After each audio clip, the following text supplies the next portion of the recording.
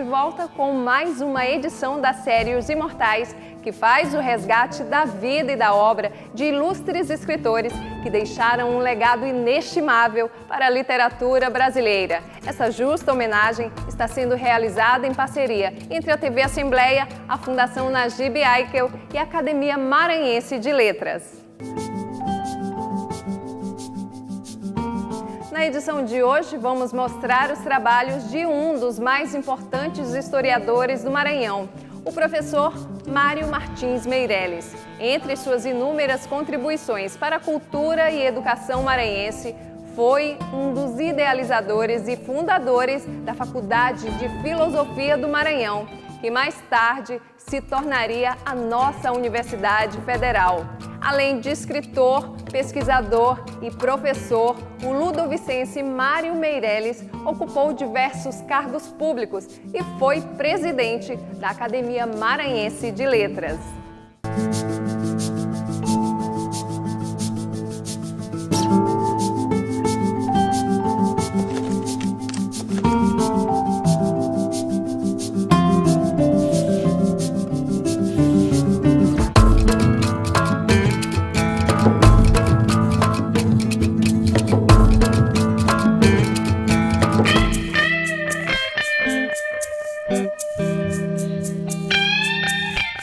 Um dos nomes mais importantes para os estudos de história no Maranhão, o professor Mário Martins Meireles, nasceu em São Luís, no dia 8 de março de 1915. Mário Meireles viveu na Bahia, no Rio de Janeiro e em Minas Gerais. No Maranhão, ocupou diversos cargos públicos, tendo sido diretor do Banco do Estado do Maranhão e chefe da Casa Civil, no governo de Pedro Neiva de Santana.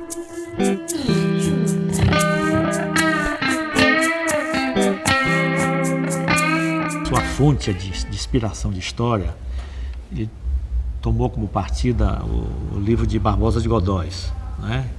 Que foi uma das primeiras pessoas, os primeiros estudiosos que realmente tomou essa direção, essa decisão de se preocupar com a história do Maranhão, que até então era muito fragmentada. No plano propriamente da análise historiográfica, ele segue na trilha, né, daquele que foi o seu professor, né, no campo da historiografia, que foi Jerônimo de Viveiros, né, que tem uma grande obra, né, sobre a história do comércio do Maranhão, né, que é uma obra de cunho tradicional, uma visão tradicional da história, que foi montada em torno da ideia, né, da comemoração, né, da chamada Comissão da Praça, hoje a Associação Comercial do Maranhão. Então, falar do comércio é falar do desenvolvimento econômico a partir desse lugar dos comerciantes, do papel da Praia Grande. Ele tenta, né, pensar o Maranhão a partir de uma cronologia básica que segue os governos, né, e as grandes divisões da história. O período da colônia, o período do império, né, e o período da República, estabelecendo quem? Os heróis, como por exemplo o nosso herói mor, que é o Beckmann, né, e a revolta de Beckmann como um marco da formação da própria ideia, né, do Maranhão, né, destacando, né, personagens como o João Francisco Lisboa, né, com seus escritos, com sua crítica, de forma que a balaiada, né, mas não a balaiada popular, né, que vai com o Negro Cosme, com Raimundo Gomes, sublevar, né, quilombola, sublevar escravo, sublevar gente pobre do Maranhão, mas a balaiada dos liberais, dos bem-te-vis, dos setores da elite que fazem críticas, né, à política local. A grande questão de Mário Meireles é exatamente entender o sentido do Maranhão. O Maranhão surgiu para quê e qual é o seu lugar dentro da nação brasileira, né, e o tipo de contribuição, né, que esse espaço, né, que é um espaço geográfico, mas é um espaço de sentimento, um espaço de identidade. Como esse espaço de identidade, ele se localiza na nacionalidade. A ideologia da Atenas brasileira, a ideia da Fundação Francesa, tal como discutida pela professora Lourdinha Lawande, né, elas fazem parte desse problema, digamos assim. Ou seja, entender a especificidade do Maranhão e a sua contribuição dentro dessa questão mais geral, que é a formação da identidade nacional brasileira. Esse problema é um problema compartilhado por várias gerações de intelectuais locais, mas é o grande problema do Brasil.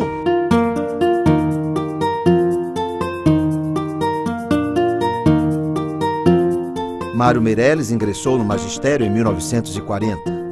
Teve papel destacado na fundação da Faculdade de Filosofia de São Luís, que, à época, também incluía os cursos de História e de Geografia.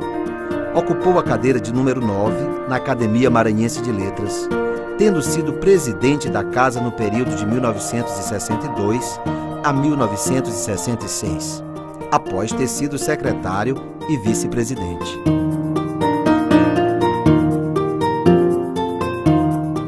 Ele foi um dos fundadores da Faculdade de Filosofia, que deu origem à Universidade Federal. Ele conseguiu, em última hora, faltava só uma biblioteca para que o Ministério da Educação reconhecesse a Faculdade de Filosofia. E não tinha biblioteca. Ele conseguiu a Biblioteca do Líder. Era lá na Rua do Sol.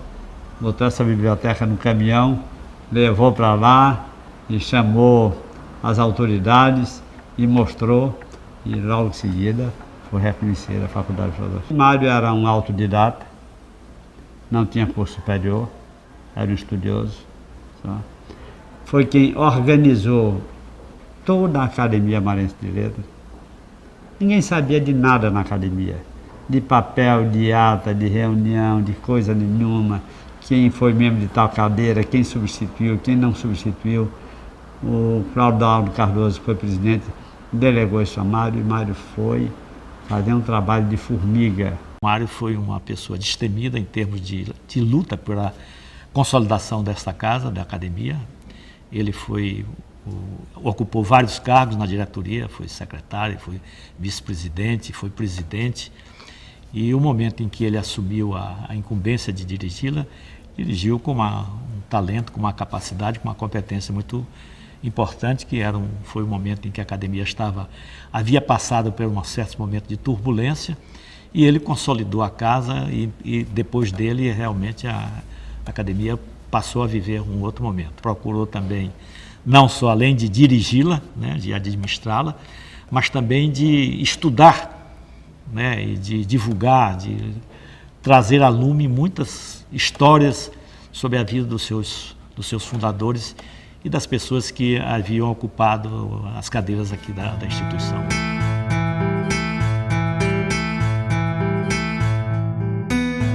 O professor Mário Martins Meirelles faleceu em São Luís no ano de 2003. Publicou 34 obras, destacando-se o livro Pequena História do Maranhão, e deixou quantidade considerável de pesquisas inéditas.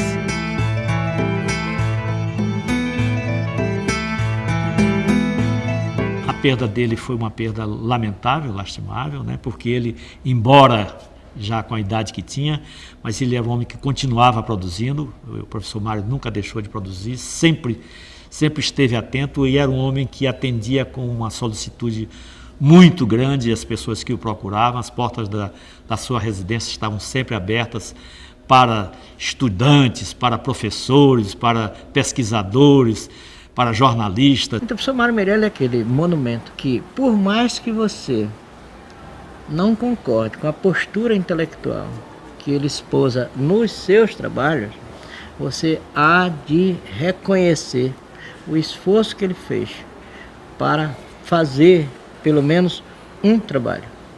Espero que nós façamos a nossa parte também. Ele fez a dele. Ele fez a dele e ele não pode pular sobre a sombra.